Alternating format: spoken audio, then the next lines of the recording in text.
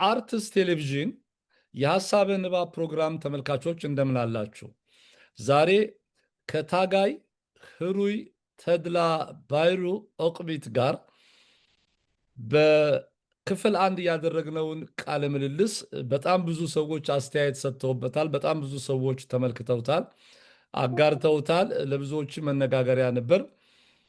ጥሩ ነው። አሁንም በክፍል ሁለት እንዲሁ በእርሊ የልጅነት ህይወትን በአስመራ በተፈሪ መኮንን በስዊድን ለትምህርት ከዛ በኋላ ወደ እንግሊዝ ሀገር በመምጣት የተማሪዎች ማህበርን አንስተን እንወያያለን።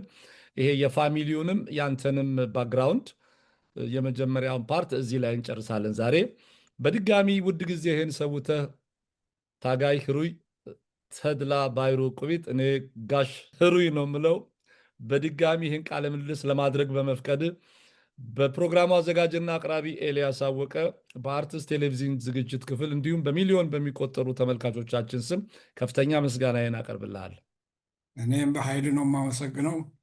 እንደ በቀደሙ ደግሞ ውይይታችን እየሰለጠነ እንደሚሄድ እርግጠኛ ነኝ። ያንተም ተከታታዮች ደስ እንደሚላቸው ተስፋ አደርጋለሁ።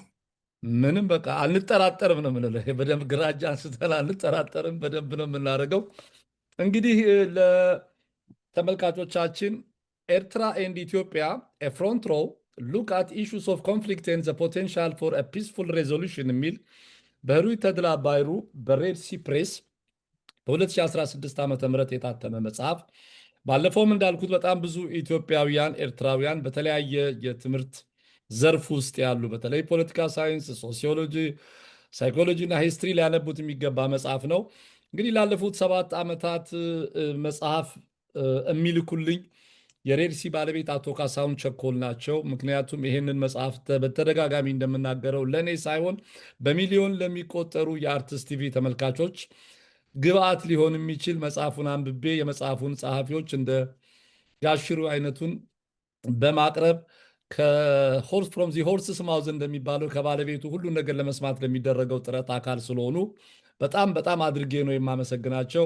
ሌሎች ፐብሊሸሮችም እንግዲህ ከአቶ ካሳሁን መልካም ነገር ይኮረጃል፣ መልካም ነገር ይቀዳል። በዚህ ቢሄዱ ለጋዜጠኞች ለእኔም ብቻ ሳይሆን ለማንኛውም ሚዲያ ላይ ለሚሰሩ ጋዜጠኞች ሪቪው ኮፒ መላክ ቢለምዱ ጥሩ ልምድ ነው ብዬ አስባለሁ።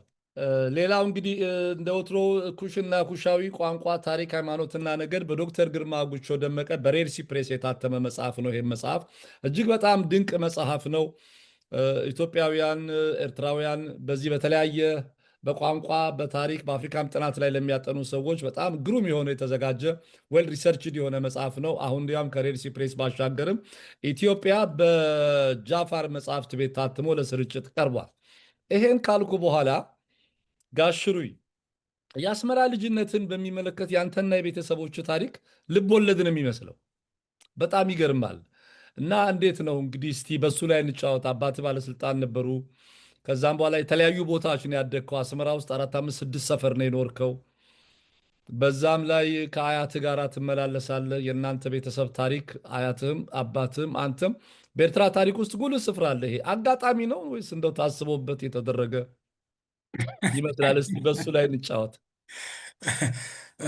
በእግዚአብሔር በኩል አጋጣሚ ሊሆን አይችልም። በሰው በኩል ግን አጋጣሚ ሊሆን ይችላል። ማለቴ እንግዲህ እነኚህ የመጽሐፍ ቅዱስ አንባቢዎች ያልናቸው ለምሳሌ አያቴ በመጀመሪያው እንትን ግሩፕ አልነበረም። እሱ በኦርቶዶክስ ቄሶች ተጀምሮ እነኚህም ቄሶች ሃይማኖት ለመቀየር ሳይሆን የክርስቶስን መልእክት በግዕዝ ብቻ ሊሰማ አይችልም፣ በትግርኛም መሰማት አለበት ህዝቡ እንዲገባው እንጂ ሁሌ ቤተክርስቲያን እየተካሄደ ግዕዙን ሰምቶ አድንቆ ግን መልእክቱን ሳይሰሙ ሳይገባቸው ስለሚሄዱ ከዚያም በኋላ ደግሞ የጎንደር ታላላቅ ዩኒቨርሲቲዎች በዚያን ጊዜ ተዳክሞ የኤርትራ ቄሶች እዚያ ሄዶ ለማጥናት እድል አልነበራቸውም። በተጨማሪም ቄሶች ስለታጡ እዚህ እኛ መታሐት የምንለው ቆላ የነበሩ ቤተክርስቲያኖች ሌላ ይቅርና ዕጣን የሚያጨስላቸው ጠፉ፣ ተሳኑ፣ አልተገኙም። ስለዚህ ክርስትና አደጋ ላይ ገባ። እየተሸቆረረ መጣ። እነኚህ ቄሶች እንግዲህ ብድግ አሉና ሃይማኖቱ ሳይጠፋ እኛ ህዝቡ ዘንዳ ሄደን እየሰበክን፣ የትግርኛ ደግሞ ባይብል መጽሐፍ ቅዱስ አልነበረም። አንዳንድ ካይሮ በአማርኛ የተተረጎሙ ነበሩ። ቄሶቹ እንግዲህ ምን ያድርጉ ባለው ነው የነበረው። በአማርኛ ነበር የሚሰብኩት፣ የጎንደር አይነት አማርኛ ነው። ግን ጥረቱ በጣም የላቀ ነበር። ሰዎቹ በጣም ሲሪየስ ነበሩ እና እንቅስቃሴው ተስፋፋ። እንደዚሁም ሰዎቹ ከአማርኛ ወደ ትግርኛ በሚቻላቸው እየተረጎሙ ያስተምሩ ነበረ። ይህ የተደረገ ሳለ ደግሞ ስዊድን ሀገር ከጀርመን ጸሐፊዎች የወሰዱት ሀሳብ ይመስላል። እንደኛ ታላላቅ እንደ ጀርመኖች ጠንካራ ጎልባታ የሆኑ ሰዎች አሉ፣ የክርስቶስ መልእክት እስካሁን ድረስ ያልደረሳቸው። ስለዚህ ጥረን ተጣጥረን እዚያ ሄደን ክርስትናን ማስገባት አለብን በማለት ከስዊድን ሀገር ፍሪ ቸርችዝ ይሏቸዋል። ምክንያቱም እዚህ ሀገር እስካሁንም ድረስ ቤተክርስቲያኗ በመንግስት ሳይሆን በደውላ ባይ ደ ስቴት ማለት ነው የምትካሄደው እና ቀስ በቀስ በስዌዝ ካናል አልነበረም በዚያን ጊዜ፣ ኤክስፕሬስ ተርኪ። ከዚያ እንግዲህ መርከብ፣ ትናንሽ መርከብ እየወሰዱ ማሳዋ ባጣዕ ደረሱ። እዚያ ሙንኩሎ የሚባል ቦታ አረፉና የጎጆ ቤተክርስቲያን ሰሩ። እቺ ደግሞ በአረብኛ እንግዲህ ከኒሳ ነው የምትባለው፣ ቸርች እንደማለት ያህል ነው። እና ፓስቶር ዶክተር እዝራ ገብረ መድህን ከኒሻ የሚባል በጣም እንደው ታላቅ መጽሐፍ ተርጉመዋል፣ ኤዲትም አድርገዋል። በአማርኛ አልተተረጎመም፣ በእንግሊዝኛ እና በትግርኛ ግን አለ። ታይትሉ ደግሞ ከኒሻ ነው የሚለው። ያው የወንጌላዊት ቤተክርስቲያን እንዴት እንደጀመረ ትንሽም ቆይቶ ታላቁ የኦሮሞ ተርጓሚ ኦስቶሜዎስ የሚባል ሁል ጊዜ ስማቸው ያስቸግረኛል በጣም ኦኖምሲስ በጣም ኦናሲሞስ የሚባሉት በጣም ታላቅና መቼስ እንደ ጻድቅ የሚቆጠሩ ሰው ናቸው። ስዊድኖችና ኤርትራውያኖችም እየተባበሩ ነቀምት ደረሱና ቤተክርስቲያኗ ተተከለች። ስሟ ደግሞ መካነ ኢየሱስ ይባላል። ልክ ጀርመኖችም ስዊድኖችም እንዳሰቡት ይህ ታላቅ ሕዝብ ክርስትና የክርስቶስ መልእክት ደረሰው። አሁን በኢትዮጵያ አንድ ታላቅ ቤተክርስቲያን ነው መካነ ኢየሱስ። መካነ ኢየሱስ ለኦርቶዶክስ ቤተክርስቲያን ተጻራሪ አይደለም። ሲጀምርም ለመጻረር አይደለም የመጣው። የነጭም ሃይማኖት ለመውሰድ አልነበረም ዓላማው። ግን አሁን ጎን ለጎን ይሄዳሉ እንጂ የኦርቶዶክስን ቤተክርስቲያን ለማዳከም ዓላማ የላቸው እና በዚህ አትሞስፌር ነው እንግዲህ ያደግነው ማለት ነው። እስቲ እንግዲህ ምናልባት አሁን አባትህ ጣሊያን ሀገር በሙሶሎኒ ጊዜ ለትምህርት መላካቸውና በጣም በዘረኝነት እንግዲህ አንድ እንደ ጦጣ እንደ ዝንጀሮ እያሉ ስለቀለዱባቸው በጣም ወደ እንግሊዝ ሀገር መሄድ ሲገባቸው ተመልሰው መጥተዋል። በወቅቱ ለአባት በማይደረግ ምላሽ በመስጠት ጭምር ማለት ነው። ምናልባት ይሄ የባይብል ሪደርስ ሙቭመንትም አባላት የሆኑት በሙሉ በኋላ ወደ ነፃነት ትግል ውስጥ በስፋት ውሁዳንም ሆነው እንቅስቃሴውን የጀመሩት እነሱ ናቸው። ይሄ አንዱ እንግዲህ የሰው የአባትህ ጣሊያን ሀገር መሄድ የኤርትራን ነፃነት ወይም ከኢትዮጵያ ጋር በሀገር ፍቅር አንድነት ለመኖር ልዩ ስሜት እንዲኖርባቸው ፈጥሯል ትላለህ? በእውነቱ በቀደም ዕለት እንዳነሳ ነው በጠቅላላው ሀበሻ የሚባል ዘር አለውም ዘር መሆኑን እርግጠኛ ስላልሆን ማለት ነው። ሳይንሱ አያሳይም ዘር መሆኑን ህዝብ መሆኑን ግን ያሳያል። እሱ የሚኖርበት አገርም ነበር። ብሔር ነው ማለት አንችልም። እንደዚህ አይነት ኤቪደንስ እስካሁን ድረስ የለም። ግን ሀበሻ ላንድ ወይም የሀበሻ አገር ግን ይባላል። ፖለቲካል ሳይንቲስት እንግዲህ ተገቢውን የፖለቲካል ኢንተርፕሬቴሽን መስጠት አለባቸው። ምክንያቱም ኢትዮጵያም ኤርትራም ውስጥ ይህ ብሔር የለም።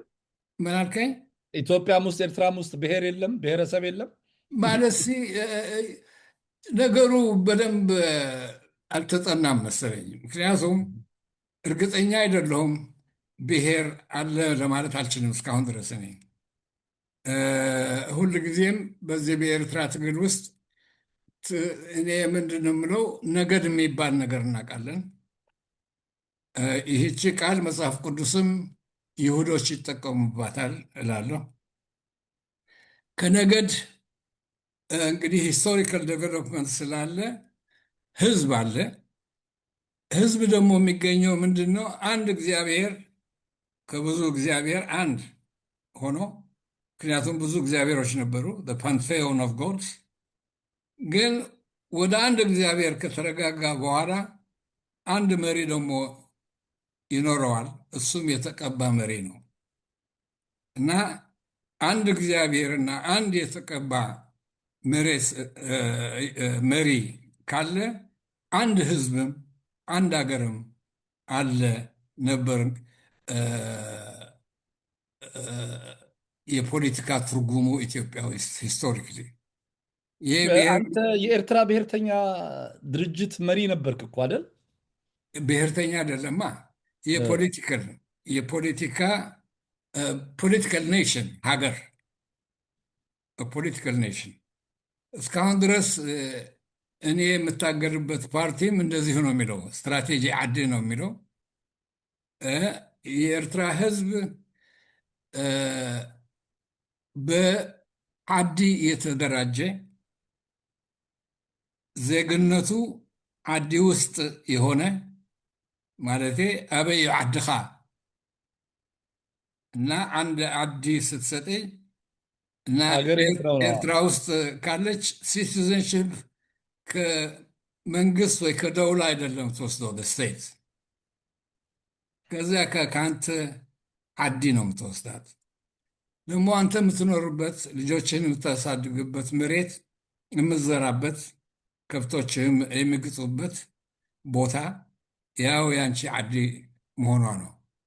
ስለዚህ ያንተም ኢኮኖሚ ያንተ የኑሮ ትርጉም እዚያው ዓዲ ውስጥ ነው ያለው።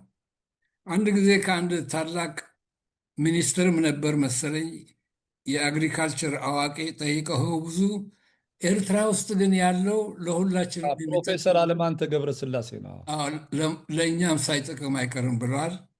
እሱ ከሌለ ምንድን ነው የሚሆነው መሰለ የተከበርክ ኤልያስ? ላንድ ግራቢንግ የሚባል ነገር ነው የሚነግሰው። ኦሮሞ እስካሁን ድረስ በመሬቱ ብዙ አልተጠቀመም። ደርግ ለምሳሌ መሬት ላራሹ እንበለው እስካሁን ድረስ ላራሹ አልደረሰም። አንተም ፕሮፌሰር አለማንተ የመሬት ላራሹን አዋጅ ካረቀቁት ሰዎች አንዱ ነበር። የመሬት ይዞታ ሚኒስትርን በዘመነ ደርግ ምክትል ሚኒስቴር ነበር። እስቲ እንግዲህ ለምሳሌ አሁን የኤርትራን ጉዳይ ብንመለከት ኤርትራ ውስጥ የተለያዩ ብሔረሰቦች አሉ። ለምሳሌ ሎላንዱና ሃይላንዱን እንኳን ስንመለከት ሐማሴን ባይሰራ አካለ ጉዛይ መንደፈራ ምናምን ከዛ በኋላ ባርካ ጋዝ እዚህ ከረን ይሄ ብለን ሁሉ ያለበት ነገር አለ እና እነዚህን ስንመለከት ለምሳሌ የኤርትራ በጣም ይታወቅ የነበረው በቀዳማዊ ኃይለሥላሴ ዘመን ሐማሴን፣ እምባሶይራ፣ ቴሌ የሚባሉ ቡድኖች ነበሩት። በአውራጃ ደረጃ የተዋቀሩ ማለት ነው። እና እስቲ ስለ እሱ እንጫወት። ለምሳሌ የሐማሴን ቡድን ያኔ ታስታውሳለህ? አንተ ልጅ እያለ ጀምሮ እነዛ ቡድኖች አሉ እና ለምንድን ነው ኤርትራ ውስጥ ፉትቦሉ በአውራጃ ደረጃ የነበረው? እና ሐማሴን አምባሲዮራ ሲጫወት ለዚህ ትልቅ ግጭቶች ይፈጠሩ ነበር። ከቅዱስ ጊዮርጊስም ከጥቅም ወደ አዲስ አበባም ሲመጡ እንዲሁ ነበር። እስቲ ስለ እሱ አጫውተኝ። ው- እንግዲህ አሁን ከፎቅ ወደ ታች ወርደናል ማለት ነው። ይሄ በሶሲዮሎጂ ጥናት ይሁን አዎ፣ እንጂ ምክንያቱም አንዱ ኢንትረስቲንግ ነገር ለምንድን ነው ይሄን የጠየቅኩ የኤርትራ በሶስተኛው አፍሪካ ዋንጫ ላይ የነበረ የኤርትራ ናሽናል ቲም አብዛኛው ኤርትራዊ ነበረ። ከተወሰኑ ሁለት ሶስት ተጫዋቾች ውጭ ይባል ነበር። አንዳንድ ነገሮች ደግሞ ኢንፎርማሊ ከአንተም ጋር ስንወያይ ስሰማ የሐማሴን ቡድን አባላት አብዛኞቹም ኤርትራውያን አልነበሩም፣ ወር ሐማሴን አልነበሩም የሚል ነገር ስላለ እንደው አጥርተ ነው እንድንሄድ ብዬ ነው። ሲጀምር ሁሉም እንግዲህ ኤርትራውያን አልነበሩም ለማለት እንችላለን። ታላለቁት ተጫዋቾች እንደ ባዴላ፣ ጉራዴ፣ መኮንን እያልክ አንድ ባንድ ስጥራቸው አስሩም የትግራይ ወይም የጎጃም ተወላጆች ናቸው። ለምሳሌ አብርሃ ግዛው የጎጃም ተወላጅ ነው። በጊዜው ዓለም ውስጥ እሱን የሚያክል ተጫዋች አልነበረም። ብራዚሎቹም አይታዩም ነበር በዚያ ጊዜ። እነ ፔሌ ጋሪንቻ የሚባል ነገር በኋላ የመጣ ነገር ነው። አሰፋ ኩቺ የሚባል ነበር።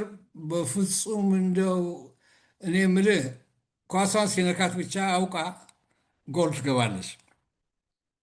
ሁሉም እንግዲህ የዚሁ የኤርትራ የምንላቸው የሐማሴን ያኮረጉዛይ ሰዎች አልነበሩም፣ ግን ሲጠሩ አማሴን ተብለው ነበር የሚጠሩት። ምክንያቱም ኤርትራ አማሴን ስለሆነች እንግዲህ ስም ሲመርጡ ትግሬዎች አይደለንም፣ ጎጃሞች አይደለንም፣ አማሴኖች ነን፣ እቺ ቲም ደግሞ አማሴን ነች እንደማለት ያህል ነበረ። ያኔ ግን ሐማሴን በጣም የሐማሴን ተወላጆች በጣም የሚኮሩበት ቲም ነበር እና ይሄ ይኮሩበት የነበረው ቲም ግን በኋላ ነው እሱ የትግራይና የጎጃም ልጆች ነበሩበት ማለት ነው። በኃይል እሱ የመጣው ይሄ የአውራጃነት ፌዴሬሽኑ ከገባ በኋላ ነው። ያቺ ሐማሴን ሁሉንም አጠቃለለች። የድሮ መጣ እንግዲህ አጠራሩ አይ እኛም እየተባለ እርግጥ ብዙ እንደዚሁ በአውራጃ ሲፈጠሩ የፉትቦሉን ጉዳይ ካየን ፉትቦሉ እየተሻሻለ ነው የመጣው። ተጫዋቾቹም እየበዙ ነው የመጡት። በፌዴሬሽን ጊዜ እንግዲህ ድሮ የአዲ ልጆች ኳስ ሲጫወቱ ይሄ የሰይጣን ጨዋታ ነው ይሏቸዋል እና ይፈራሉ የሰይጣን ጨዋታ እንዳይሆኑ። በኋላ ግን ገቡበት። አየህ። ስለዚህ ባሶይራ ማሮሶ የሚባል ነበር። የጣሊያኖች ማዝማራ የምትባል ነበረች። እቺ ሐማሴን ደግሞ እንግዲህ የጥቁሮች ቲም ነች፣ ግን የአውራጃ ሐማሴን አለችም የኤርትራ መሆኗ ነው። እስቲ እግረ መንገድ አንድ እንዲሁ ሶሻል ጥያቄ ጠይቄ ወደ አንተ ወደ አዲስ አበባ ከመምጣታችን በፊት አቶ ወልደ አብ ወልደ ማርያም የትግራይ ተወላጅ መሆናቸው ይታወቃል። በኤርትራ ትጥቅ ትግልም ውስጥ ሁነኛ አስተዋጽኦ ያደረጉ ግለሰብ ናቸው እና በአንድ ወቅት ከአባት ከክቡር ደጃዝማች ተድላ ባይሩ ጋር በጣም ብዙ እንግዲህ በመነጋገር ባለመግባባት ደረጃ ላይ አንተ እኮ የትግራይ ሰው ነህ፣ ከዚህ ፖለቲካ መውጣት አለብህ አሏቸው ክቡር ደጃዝማች ተድላ ባይሩ። እሳቸው ደግሞ እንግዲህ የዛን ጊዜ ወደ መካ ሲኬድ ከናይጄሪያ እንግዲህ ያንን ሩት እየተጠቀሙ ወደዛ የሚሄዱ ነበሩና እናንተም ሌላ ጥቁር ናችሁ አላችሁ የሚባል ይሄ እንደው የከተማ ጎሲፕ ነበር። እውነት ነው ይሄ ነገር? እንደው እንዲህ ተባብለዋል? በእርግጥ እያደረ መልክ እየቀየረ መጣ እንጂ በእውነት የተመሰረተ ነው። አባባሌ ስብሰባው የፓርቲዎቹ ቤተ ጊዮርጊስ ነበር እና እዚያ የነበሩት ትግራይ ትግርኝና ማህበር ማህበር እንግዲህ ዩኒየኒስት ፓርቲ ነበሩ። አዎ፣ የሀገር ፍቅር ማህበር። ከሱ በኋላ የመጣች አዎ። አዎ ዩኒየኒስት ፓርቲ። እህም። ይሄ ማህበር ሁሉም ኤርትራኖች ናቸው። እንግዲህ የዛች ኤርትራ ኮሎኒ የምትባል አገር ተወላጆች ናቸው።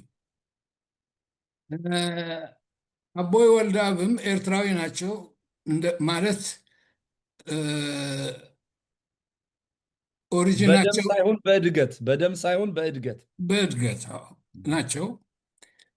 ግን ሰልፍ ዲተርሚኔሽን ነበረ ጉዳዩ እና በጣም እጆች የሚያቃጥል ጉዳይ ነው።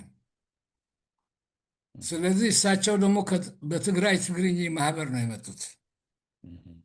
ሌሎቹም ነበሩ የትግራይ ትግርኝ እና የኔ አባት ወላጄ አባቴ ሰማህ ወይ ወልደአብ፣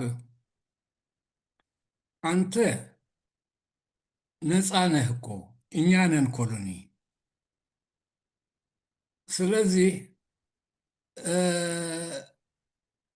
በኤርትራ ሰልፍ ዲተርሚኔሽን ለኤርትራውያኖች መተው አለበት።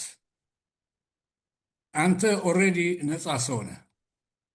ከትግራይ ተወላጅ በመሆናቸው ማለት ነው። ኢትዮጵያዊ ናቸው እሳቸው። አዎ ኢትዮጵያዊ ናቸው። እንግዲህ ትግራይ ትግርኝ ደግሞ ሆነ ስሙ ትንሽ ኮንፊውዚንግ። ምክንያቱም ትግርኛ የሚናገር ደግሞ አንድ አዲስ ሀገር እንደመፍጠር ይታይ ነበር በማህበር በዩኒየኒስት ፓርቲ። ከኤርትራ ትግርኛ ተናጋሪ ቁንጭል አድርገህ ከኢትዮጵያ ውስጥ ያሉ ትግሬዎች ቁንጭል አድርገህ አንድ አዲስ ሀገር እንደመፍጠር ሆኖ ታየ በዚያን ጊዜ እና አባታችን ወልደአብ እቺ ነገር እንደምትመጣ እንኳን አውቅ ነበር አሉ። ወደ አድራ እንኳን መጣች ደግሞ። እርግጥ እኔ ወራሽ የአክሱም ስልጣኔ ወራሽ ነኝ። መዓዛዋ ደግሞ እጅግ በጣም የሚያምርና የሚያስጎመጅ ጥርጣሬ የለውም። አንተስ የኔን ተወና፣ አንተስ ተኹሪር አይደለህም እንዴ? ተኹሪር ማለት እንግዲህ ከናይጄሪያ የሚመጡ በሱዳንም ወደ እንትን ይሄዳሉ፣ ወደ ሐጅ። በኤርትራም እድል ካገኙ ወደ ሐጅ ይሄዳሉ። ብዙ ዓመታት ነው የሚወስደው። ፕሮባብሊ 2-3 ጀኔሬሽንስ እንትን ሳዑዲ ደርሰው እስኪ ሐጅጅ ድረስ እና ከእንግሊዝ ጋር አብሮ መጡ። እንግሊዝ የሄደበት ያው ናይጄሪያ ይገዛቸዋል። የትም ቦታ እሱ ባለበት ደግሞ ነፃነት ይሰማቸዋል። እና በትግርኛ ቶሊሽ የሚባል እንደ ምንጣፍ አይነት ነው እጅግ ሀብታሞች ላልሆኑ ሰዎች የሚተኙበት ሊሆን ይችላል። እንደ ሰሌን ማለት ነው። አዎ። እና ኦርቶዶክስ መቃብር አጠገብ የሚኖረው አስበው እንግዲህ መቃብር አጠገብ ስትቀመጥ የድህነቱን ክብደት ያው ልክ ማየት ይቻላል። ያ አዎ። እና አንተስ ተኹሪር አይደለህም ወይ አለው አሏቸው አባታችን ወልደአብ። አባታችን የምልበት ምክንያት ደግሞ በኤርትራ ትግል ውስጥ እድሜያቸው ሙሉ ስላሳለፉ ነው። አዎ። እና ይቺ ነገር ባንድ የተዘረጋች፣ ምክንያቱም አስመራ ውስጥ ብዙ የትግራይ ተወላጆች ነበሩ። ከአሉላም ጋር የመጡ ብላታዎች፣ ቀኛዝማቾች አሉ። ለስራም ደግሞ የመጡ ነበሩ። ከእንግሊዝ ጋር እንግሊዝ መጣ እንዲህ ሲባል እንግዲህ ባንዴ ከጎረቤት ቁጥሩ ታናሽ ያልሆነ ይመጣል አስመራ። ነበሩና እንዴት እንዴት እንዲህ ይባላል ተባለ። አስመራ ለሁለት ተከፈለች። እስካሁን ድረስም አስመራ ለሁለት እየተከፈለች አሁን አንዱ ይገዛል፣ አንዱ ይገዛል ነው የምንለው እኛ እንግዲህ የኛ ፓርቲ። ምክንያቱም ከዓዲ ስትራቴጂ በጣም ሩቅ ስለሆነ ማለት ነው። ምን ማለት ነው? አንዱ ይገዛል አንዱ ይገዛል ማለት እንደው ምናልባት አሁን ደግሞ ማብራራት ከተቻለ። እንደገና ወደ ፖለቲካ እንሄድ ነው። ከሶሎጂ እንሄድ። ኦኬ፣ አዎ እንደዚህ በቃ እንደው ሚንግል እያደረግን ብንሄድ ጥሩ ነው። አዎ እውነትህን ነው። ከጥያቄና መልስ እሱ ይሻላል። ኮንቨርሴሽናል ስለሆነ አሁን ይሄ በቃ ወግ ነው። በቃ የአባትና ልጅ ጨዋታ ነገር በሚል ወግ ስለሆነ ኤግዛክትሊ ኮንቨርሴሽናል ነው። አዎ። እኛ የምንለው እንግዲህ እውነት ከሆነ ማለት ነው የእኛ ፓርቲ የሚለው የአስመራ ሰዎች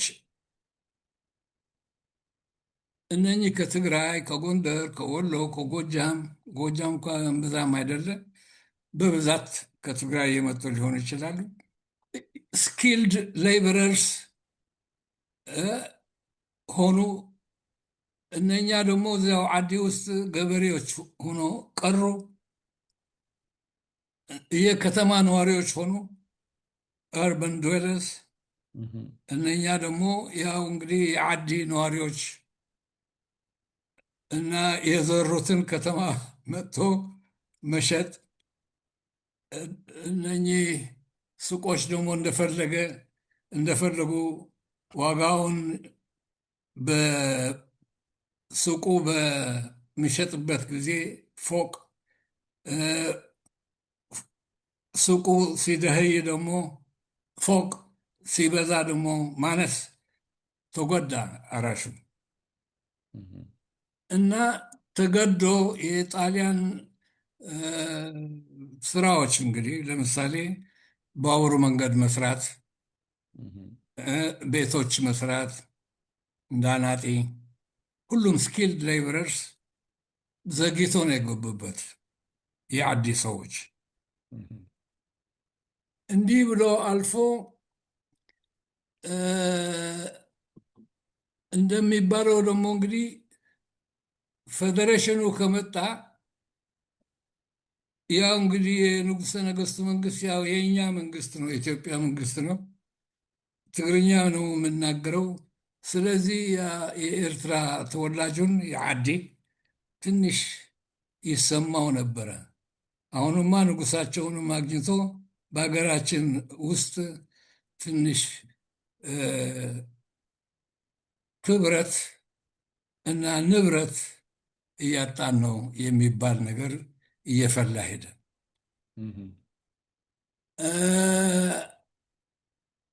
ብዙ ቂም እየተፈጠረ ሄደ እዚህ አስመራ ውስጥ በነባር የኤርትራ ተወላጆች እና ኤርትራ እነኚህ የዓዲ ሰዎችም ጠንካራ ስድብ አይነት ለመዱ። ጥሩ ነገር አልነበረም ማለት ዴሮጋቶሪ የሆነ ነው ሰው ባህሪያቸው። ለምሳሌ እንግዲህ ለስደተኛ የሚባል እነኛ ደግሞ ከጎረቤቶች የመጡ ክብራቸው ተነካ።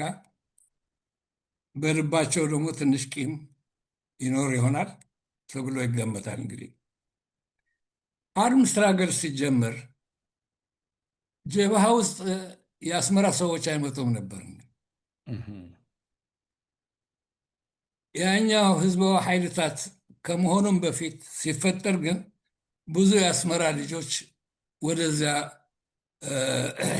ኦርጋናይዜሽን ያዘነብሉ ነበር እንላለን እኛ። ወደ ሻዕቢያ ማለት ነው ከመሆናቸው በፊት ትንታኔው እንዲህ ነው። እና ሻዕቢያዎቹ ደግሞ ሲለዩ እስላሞች አጠቁን ምናምን ብሎ አዋጅ አወጡ። የሃይማኖት ነገር ደግሞ ኤርትራ ውስጥ በጣም ተጠንቅቀህ እንደው በጓንቲ አድርገህ አብረን ስለምንኖር እየተቻቻልን እየተከባበርን እንጂ አንተ እስላማዊ እንዲህ ያደረከኝ እንጂ ከመጣ አይሆንም። እና አዋጅ ወጣ።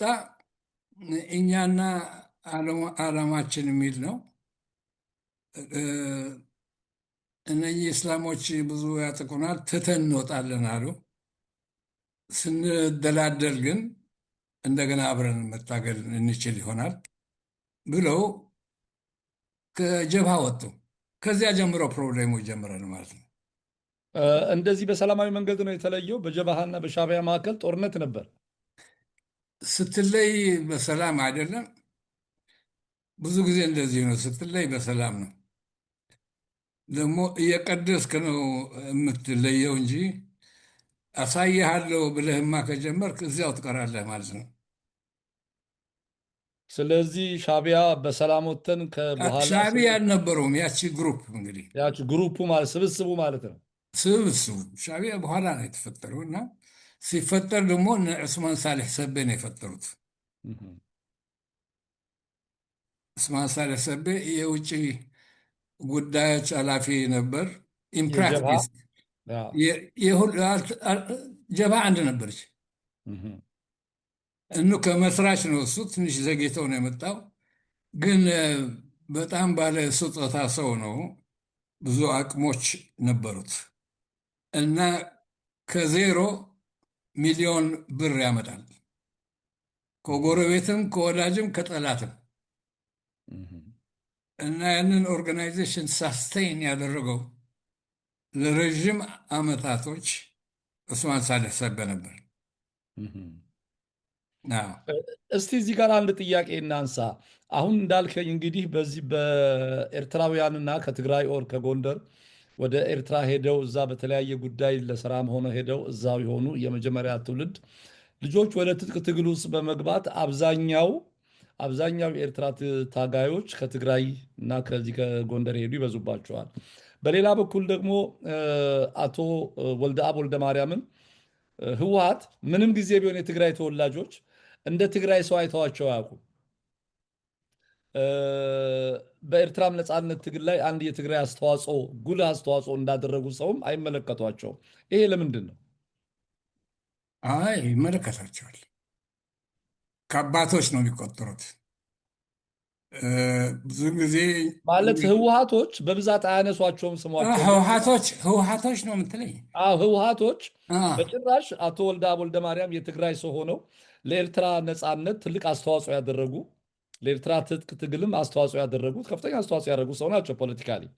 እና ምንም ጊዜ ቢሆን ትግራይነታቸውን ተቀብለው ስማቸውን ሲያደማምቋቸው ቀዳማዊ ወያኔ ድረስ ሄደው እነ ብላታን በሚያደንቁበት ዘመን አቦይ ወልደአብ ወልደ ማርያምን አንስተዋቸው አያውቁም ነበር። በቀዳማዊ ወያኔ አንድ ኦርጋናይዜሽን ነበሩ፣ ትግራይ ትግርኝ። ሁለተኛው ወያኔ ግን የራሱ ታላላቅ መሪዎች ነበረው እና የኤርትራውን ወልደአብ የሚያደቅበት ምክንያት ምንም አልነበረው። ማለቴ ምንድን ነው? እነሱን እንደዛ እያደነቋቸው አሁን እኮ የትግራይ ተወላጅ ሆነው በኤርትራ በኩል ከትግራይ የመጣህ ነህ እየተባሉ ትግራይ ደግሞ ልክ እንደ ትግራይ ተወላጅ ወይም እንደ ኢትዮጵያዊ እውቅና ሳይሰጧቸው በብዙም ሲያነሷቸው የማይሰማ ነው። እኔም አባባሌ እንደዚሁ ነው። አንዱ ኦርጋናይዜሽን ስትመራ የራስህን ጀግኖችና መሪዎች ነው የምትፈልገው፣ እነሱን ነው የምታደንቀው። የሌላ መሪ የነበሩትን ማድነቅ ከጀመርክ በቃ ኦርጋናይዜሽንህን 1 2 3 ዓመት ስተው ይሞሽሻል። ሻዕቢያ ህወሓትን በጣም አጠናክሮታል። በጋራ ብዙ ነገሮች ሰርተዋል። የመጀመሪያውም በጣም በሻዕቢያ ሳንባ ሲተነፍስ የቆየ ድርጅት መሆኑ ይታወቃል። በሁሉም ነገር ስትራቴጂክም ታክቲካልም ወዳጅነት ነበራቸው፣ አሊያንስ ነበራቸው እና አሁን ያው እኮ ዞሮ አልሸሹም ዞር አሉ ነው እንዴ።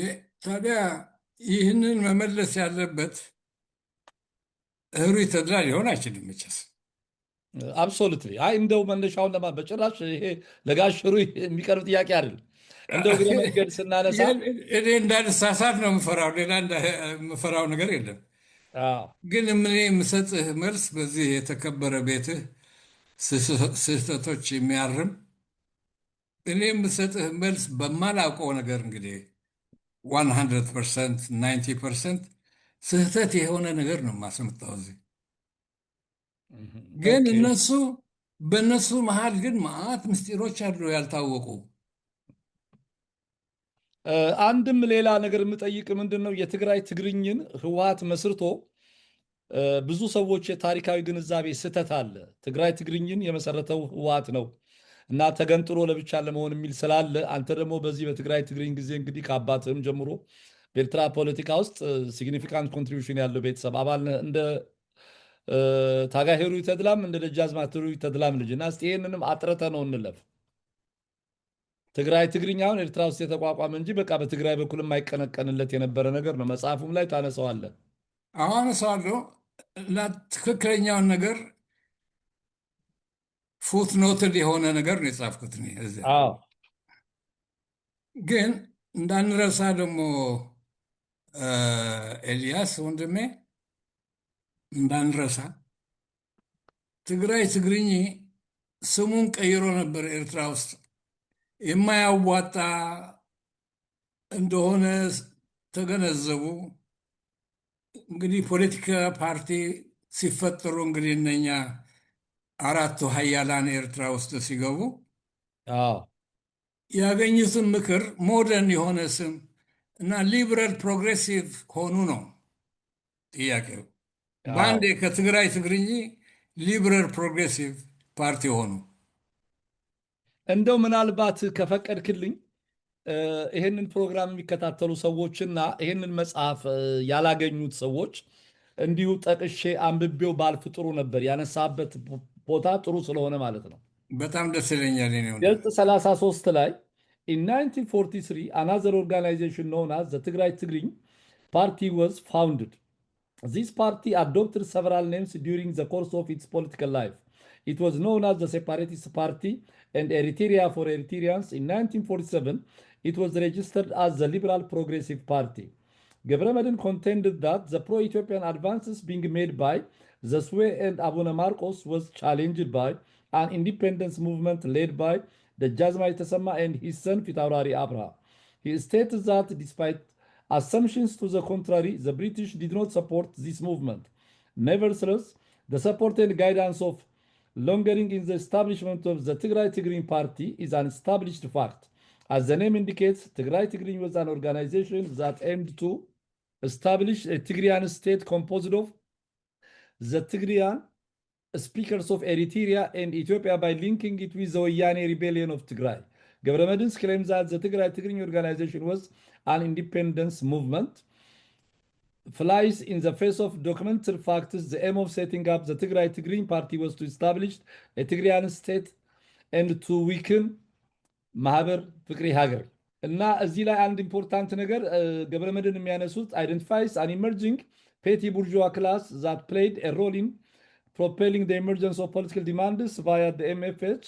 He claims that this organization was kidnapped by feudalists bound to Ethiopia by class links. Indeed, Ras Beyene Baraki and Ras Kidane Mariam, who traditionally figures with elevated social station, occupied leading position in the echelons of the Mahaber Fikri, Hagar Batsodid Ras Tesema and Dajjazmach Abraha and other traditional leaders at the helm of the Tigray Tigrinya Party ይላል። ይህ እንግዲህ ጆርዳን ገብረመድህን ነው እነዚህ የሚለው። አዎ ይሄ አቶ ገብረመድህንን ነው የጠቀስከው። ይሄንን ፕሮግራም የሚከታተሉ ሰዎች እዚህ መጽሐፍ ላይ እንዳለ በቀጥታ እንዲሰሙትና ከዚህ ቀጥለን እንድንወያየው ለማድረግ አስቤ ነው። በጣም ጥሩ አስተሳሰብ ነው።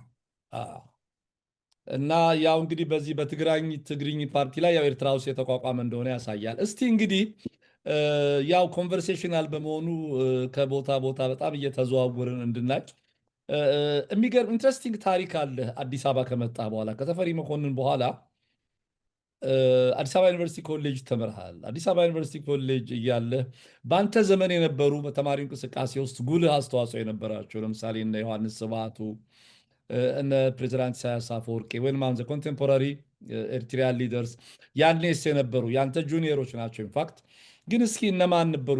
ያንተ ዘመን ዩኒቨርሲቲ የፖለቲካ ጥንስሱ ምን ይመስል እንደነበር ከነ ኃይሌ ፊዳም ከቀሩትም ጋር ያሉትን ነገሮች ላስት ዊክ እንደምናነሳው አንስተን ስለነበር በሱ እንወያይ እስኪ። ትንሽ በተፈሪ መኮንን ልጀምር። አዎ ፕሊዝ። አሁን ተፈሪ መኮንን እንግዲህ በጣም ታላቅ ተማሪ ቤት ነበር። ዊንጌቶች አንዳንድ ጊዜ ጉራ ይነፉብን ነበር። በምን? በእንግሊዝኛ ቋንቋ የተሻለ ነው፣ የኛ የተጣራ ነው። አብዛኛዎቹ መምህራን እንግሊዞች ናቸው ይላሉ። ግን ጉራ ብቻ እንደሆነ እናውቃለን። ምክንያቱም የቲኤምኤስ ልጆች ደግሞ አስተማሪዎቻችን ጀዝዊቶች ነበሩ። ኬኔዲያን ጀዝዊቶች ነበሩ። ኬኔዳ ጀዝዊቶች ደግሞ በፔዳጎጂ በአስተማሪነት በጣም በዓለም ውስጥና በታሪክ የታወቁ ነበሩ። ቀዳማዊ ኃይለ ሥላሴም ነበር ኮተቤው። ብዙ ታላላቅ ሰዎች አፍርተዋል። ለምሳሌ ግርማሜ ነዋይ ከዚያ ነው። ደጃች ዘውዴ አሜሪካ ሀገር የሄዱም ልጅ ሚካኤል እምሩ በሙሉ አሪስቶክራቱ እንግሊዝ ሀገር የሄዱትም ከቀዳማዊ ኃይለ ሥላሴ ተማሪ ቤት ነው እንግዲህ እንትን ያሉት። መንግስቱ ለማ የቀዳማዊ ኃይለ ሥላሴ ተማሪ ነበር። ተማሪ ናቸው። እሱ እርግጥ በጣም ታላቅ ኢትዮጵያዊ ማለት ትችላለህ። የሊትሬቸር ሰው የወንድሜ ጓደኛ ነው የሀብታም።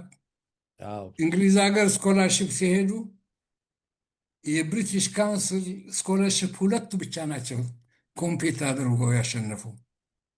ሌላ ሁሉ እጅ እየነሱ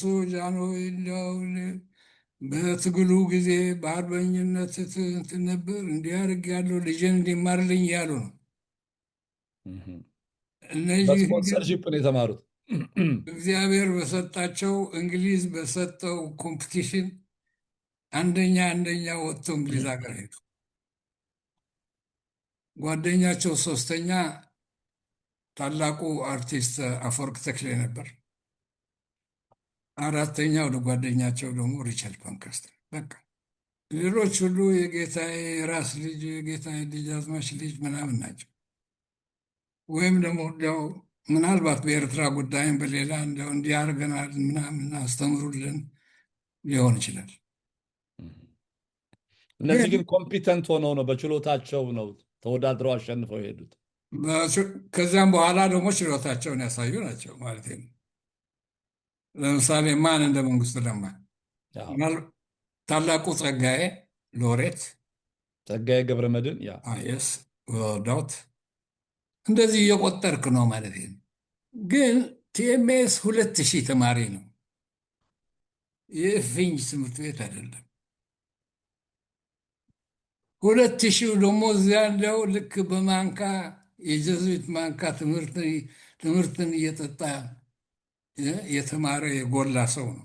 ቲኤምኤስ ላይኛው ቤታችን ነው። እኛ ዩኒቨርሲቲ ኮሌጅ ደግሞ ታችኛው ቤታችን ነው። ቲኤምኤስ ያስተማሩን ተማሪዎች እዚያ አይጠብቁን ነበረ ዩኒቨርሲቲ ኮሌጅ። ስለዚህ በእኛና በሌሎች ተማሪዎች ዩኒቨርሲቲ ኮሌጅ ውስጥ ትልቅ ጋፕ ነበር። ግን ኃይሌ ፊዳ ከዊንጌት ነበር የመጣው የጀነራል ዊንጌት ተማሪ። እነሱ ናቸው እንግዲህ ዊንጌት ነው እና ኃይሌ የሳይንስ ልጆች ነበሩ እዚያ። እነሱ ነጭ ኮት ይለብሳሉ። እንዲያው በቃ ሳይንስ ሳይጨርሱ ሳይንቲስት የሆኑ ይመስላቸው ነበር ብለን ትንሽ እናላግጥ ነበር። ኃይሌ መቼስ ያኔ ሆኖ እዚያ ካምፐስ ውስጥ ማን እንደሆነ ብዙ ጥረትም ሳያደርግ ማለት ነው አዝኢዝ ጎልቶ የሚታይ ሰው ነበር። እስኪናገር መጠበቅ አያስፈልግህም። ኃይሌን እስኪናገር ድረስ መጠበቅ የለብህም ምን አይነት ሰው መሆኑን ለማወቅ።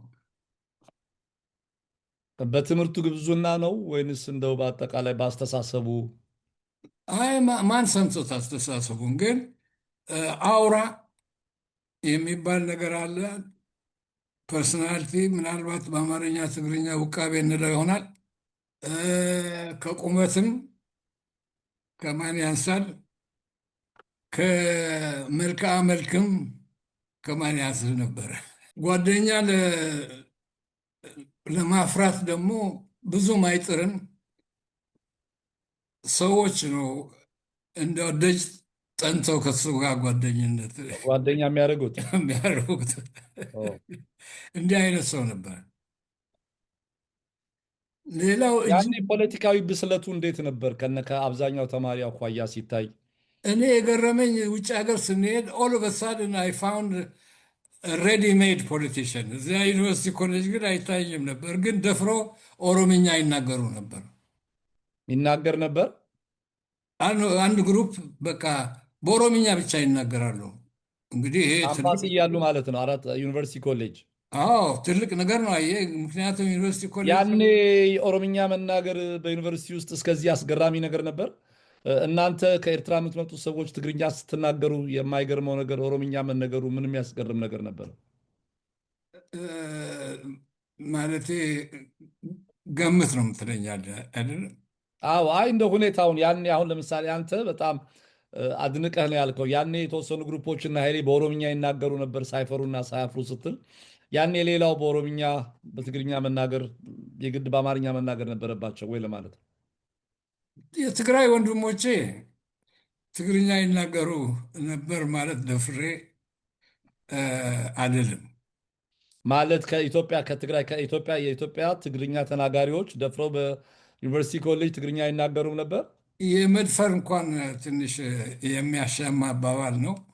ግን ብዙ ጊዜ ወይንስ በነፃነት በትግርኛ ነፃነት የከለከላቸው የለም። ግን ሲናገሩ አትሰማቸው እንበል።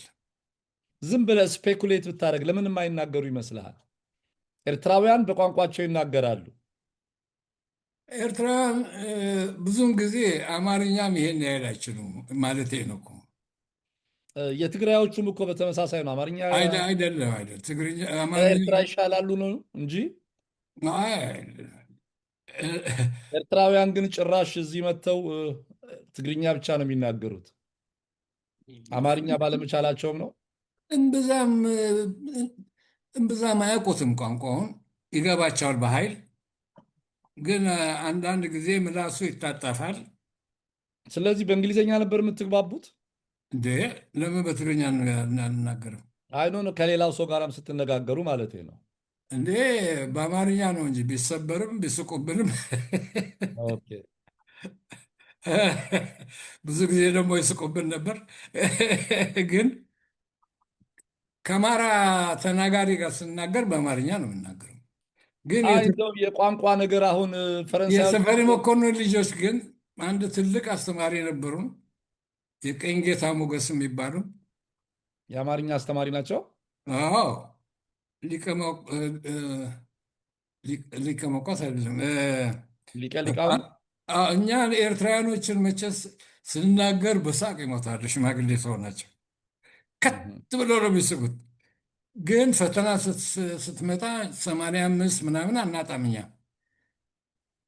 አማሮቹ ግን በደንብ ቋንቋን ካላወቋት እስከ ምስጢር ነገሯ 60 በስንት መከራ ነው። አዎ እንደ አንድ ትምህርት ስለምታጠኑት ማለት ነው። እና በአጭር ጊዜ አማርኛ ተማርነኛ የኤርትራ ልጆች። አንድ ኢንትረስት ያደረገኝ ለምን መሰለ እዚህ ላይ ፎከስ ያደረግኩት ምናልባት ይሄ አሁን ኃይሌ ፊዳና ጥቂቶች በኦሮምኛ መናገር፣ ኤርትራውያን በትግርኛ መናገር፣ የትግራይ ሰዎች ልጆች ማፈር፣ በትግርኛ አለመጠቀም እንግዲህ በኋላ ለሚነሳው ከእናንተ በኋላ ላለው የተማሪዎች እንቅስቃሴ የብሔር ጥያቄ አስተዋጽኦ እንግዲህ ያኔ ነው ችግኙ እየፈላ የነበረው ማለት ነው የሚለውን ነገር እንደው ለማየት እሱ ከወሎ ነው የመጣ ይሄ ነገር። ከወይዘሮ ስህን ትምህርት ቤት ኢፒአርፒ የሆኑ እነ ብርሃነ መስቀል እንደዚህ እነ ዋለልኝ መኮንን ዋለልኝ እኔ አላውቀውም። ብርሃነ መስቀል ጋር ትተዋወቁ ነበር? የአንተ ጁኒየር ነው። ፈርስት የር በኋላም ደግሞ ትግል ከገባ በኋላ አደን ተገናኝተን ነበር። የመን ማለት ነው። የመን ህዝባዊ ግንባር ህዝባዊ ኃይልታት ነበሩ በዚያን ጊዜ ሻዕቢያ ማለት ነው። እና እዛ መኖሬን አውቆ ሊጠይቀኝ መጣ። ኤደን ማለት ነው። አለ ኤደን። እና እዚያ እንግዲህ ብዙዎቹ የእኔ ጓደኞች እዚያ የነበሩት የትግራይት ተናጋሪዎች ናቸው። ትግራይት ከፎህሊ እዛ ያለችው ታላቋ ቋንቋ ትግርኛና እንትን በኋላ ደግሞ ሌሎች አሉ እና ትግርኛ ይገባቸዋል፣ ግን እምብዛም አይደፍሩም። ሲናገሯት ደግሞ ምናልባሽ የሰበሩ እንደሆነ እንዳይሳቅባቸው የቋንቋ ነገር ሁል ጊዜ እንደዚህ ነው። ይስቁብኛል ወይ በደንብ ተናግሬያለሁ ወይ እያልክ ነው። አሁንም ከአንተ ጋር ኢንተርቪው እያደረግኩ ምንም እንኳ ከሰባት ዓመቶች በታች አልቆየሁም እኔ ኢትዮጵያ ውስጥ ተፈሪ መኮንን 3 4 ዩኒቨርሲቲ ኮሌጅ ደግሞ 4 እስካሁን ድረስ አይ እንግዲህ ተብታባ ትግሬ ሊሉኝ ነው እያልኩ ነው የምናገረው። አይ ማንም አይልም። ራሱ እኮ ይሄ እንደው ወደ ኢትዮጵያ ሲመጣ ይጎላል እንጂ ፈረንሳዮች እንግሊዝኛ ሲናገሩ፣ ጀርመኖች ሲናገሩ፣ ስዊዲሾች ሲናገሩ፣ ህንዶች ሲናገሩ በማንኛውም ቋንቋ ማዘርታንግ ዶሚኔሽን አለ መቼስ። ኮንቨርሴሽናል ስፒኪንግ ነው የምልህ። አ አረ በደምብ ጥሩ ነው የምትናገረው። እንዲያውም አዎ። በአማርኛ ህልም የምታይ ነው የሚመስለው አንተ በደምብ ሰብታይትሉ ሁሉ በትግርኛ የሚጻፍ ነው የሚመስለው። ጋሽሩ የሆነ ጥሩ አማርኛ ነው የምትናገረው። በጣም እንደ ትልቅ ኮምፕሊመንት ወስደዋለሁ ይህንን ባይ ዘ ወይ። አዎ አይ በጣም ጥሩ እንትን ነው፣ ምክንያቱም ጥሩ ነው የምትናገረው እና እና እንግዲህ ወደነ ኃይሌ እንመለስና ሌላ የማደንቀው ሰው እዛ የነበረው ፍቅሬ መርዕድ ነው። ኦኬ እሱ በተፈጥሮ ጂኒየስ የሚባል ነገር አለ አይደለም። ምን አዎ ምን እንደሆነ አይገባኝም በእውነቱ። ግን ነገሩ እውነት ከሆነ ካለ እሱ አንዱ ከነኚህ ጂኒየሶች ሳይሆን አይቀርም። ጊፍትድ ነው በጣም እንዴ ሲሸለም 2 ሰዎች ብቻ ናቸው ከሁሉም ኮሌጆች ወደ 100 ገዳማ ያመጡ እና ጃንሆይ ሲሸልማቸው እንኳን ተደነቁ፣ ገረማቸው። 99 ምናምን እንደዚህ አይነት ነገር ነው። እሱና አንድ ቻይኒዝ ልጃገረድ ኦ ቻይናዊት የእኔ ገርልፍሬንድ የነበረች ማለት ነው። ኦ የዛን ጊዜ አዲስ አበባ ዩኒቨርሲቲ ተማሪ ነበረች። አዎ ኦኬ አባቷ የጎንደር ሜዲካል ኮሌጅ በኤች ደብሊው ኦ ከመሰረቱት አንድ ናቸው። ኦ ማን ትባላለች እንደው ለታሪክ? ካትሪን ሃን ትባላለች። ካትሪን ሃን HAN። ያኔ እንደው ገርልፍሬንድ እጥረት ነበር ሎካል ነው ቻይና ድረስ ነው ስለ አጋጣሚ የፍቅር ጉዳይ ነው? አዎ መቼስ ወጣትነት አንተ እዛ ቂርቆስ ሳይደርስብህ አይቀርም። አዎ ፓርቲ ያለ እንደሆነ ነህሩ ይመጣሉ ወይ ነው የሚባለው። ኦኬ አንተ ብቻ አይደለህም እንደ ፕሪንስ ኦፍ ቂርቆስ። እኔም ዘ ፕሪንስ ኦፍ ቴምቤስ ስለኝ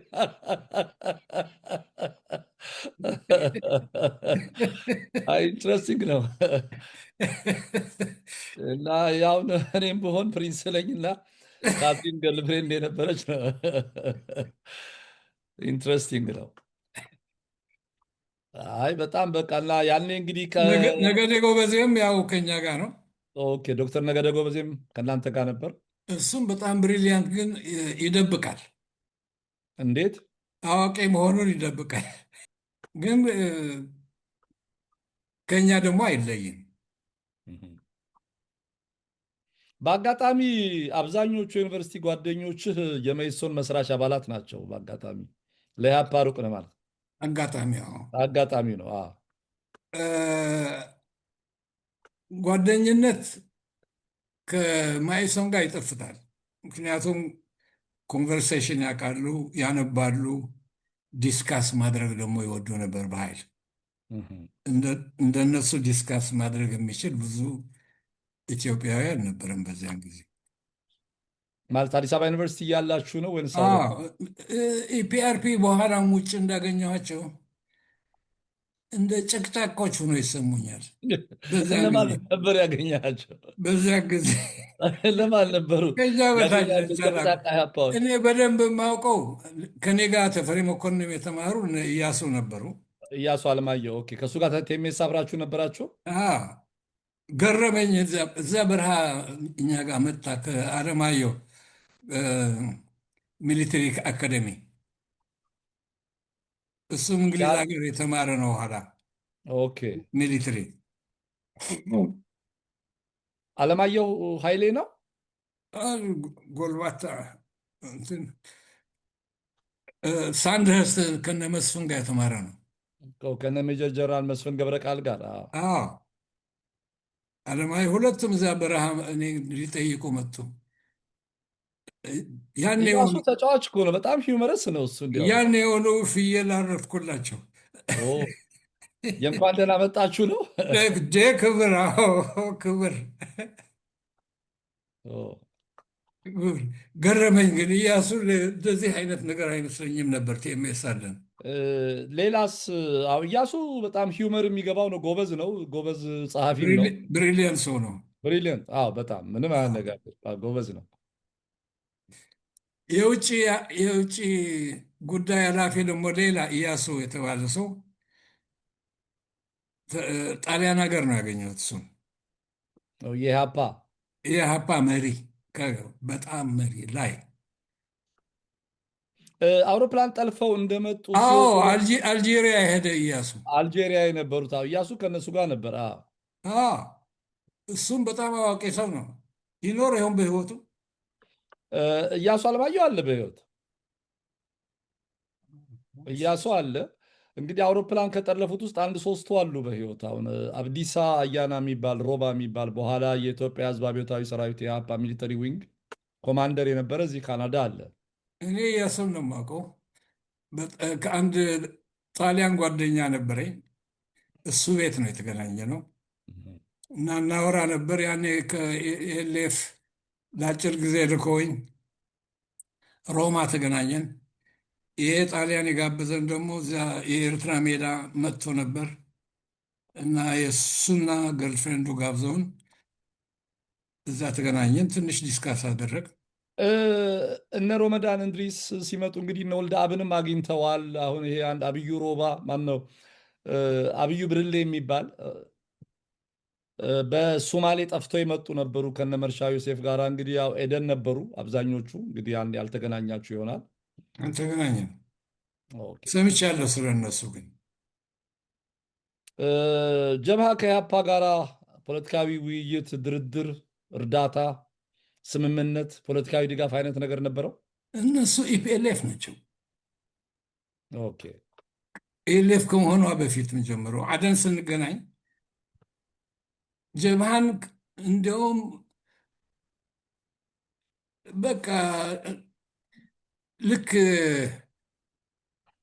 የኢፒኤልኤፍ አስተያየት ስለ ጀብሃ ሳይጠይቁ እንዲያውኑ የተቀበሉ ሰዎች ናቸው መስሎ ይታየኝ ነበር ያኔ።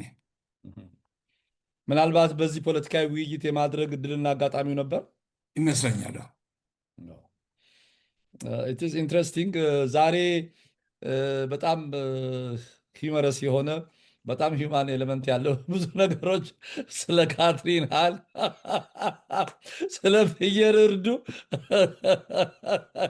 በደንብ ብዙ አንስተን የተጫወት ነው። እንግዲህ ኢትስ ኢንትረስቲንግ። በቀጣይ ክፍል የፖለቲካ ተሞክሮህን ክቡር ደጃዝማች ተድላ ባይሩም እንዴት አንተም አጎትህ መልምለው ያሉትን የፖለቲካ ህይወትን ሙሉ በሙሉ ወደዛ እንገባለን። በድጋሚ ጋሽሩይ ከተፈቀደልኝ ሰዓት ብዙ አልፍ ያለው ውድ ጊዜህን ሰውተህ ይህንን ቃለ ምልልስ እጅግ በጣም በቃ የቤተሰብ ጨዋታ በሚመስል መንገድ ነው ብዙ ነገሮች አንስተን የተጫወት ነው። በድጋሚ በፕሮግራሙ አዘጋጅና አቅራቢ ኤልያስ አወቀ በአርትስ ቴሌቪዥን ዝግጅት ክፍል እንዲሁም በሚሊዮን በሚቆጠሩ ተመልካቾቻችን ስም ከፍተኛ ምስጋናዬን አቀርብልሃለሁ ከወንበሬ ከአንገቴ ዝቅ ብዬ። እኔም ኤልያስ በጣም ነው የማመሰግነው። ጨዋታችን ወይም ውይይታችን እየሞቀ እየሄደ ነው። በጣም እየተሟሟቀ እየሄደ ነው። በጣም I don't know where this conversation is going to lead. ያ በጣም ብዙ ነገሮች እንወያያለን። ኢትስ ኢንትረስቲንግ ነው። በጣም እግዚአብሔር ይስጥልኝ። አመሰግናለሁ።